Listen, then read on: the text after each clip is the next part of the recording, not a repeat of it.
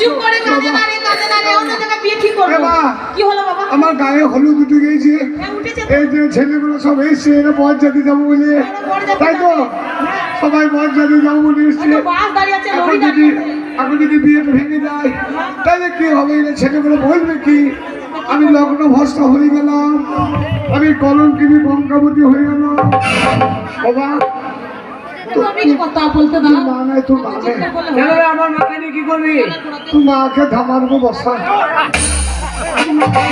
আমার যদি ইমার্জেন্সি তোর মাকে আমার হাতে তুলে দেওয়া, কারণ আমার গায়ে হলুদ উঠে গেছে, লোকে আমাকে কলঙ্কিনী গঙ্গাবতী বলবে। এ মা কি হলো? কাজ কর, বিয়ে একটা কিন্তু হবে আমার। তো বিয়ে যদি না হয় তা না হবে, সামনে বছরে বিয়ে দেবো। এ বকি না, আমার গায়ে হলুদ উঠে গেছে, আমি আর ছাড়বো নাকি? কি করবো? তুই বেটা ছেলে বাবা। না বাবা, বেগনি তো আমার দিদি ননদ, তা আমাদের চলবে, ওকে একটু বুঝিয়ে বলবেন আমার সাথে বিয়ে দিতে।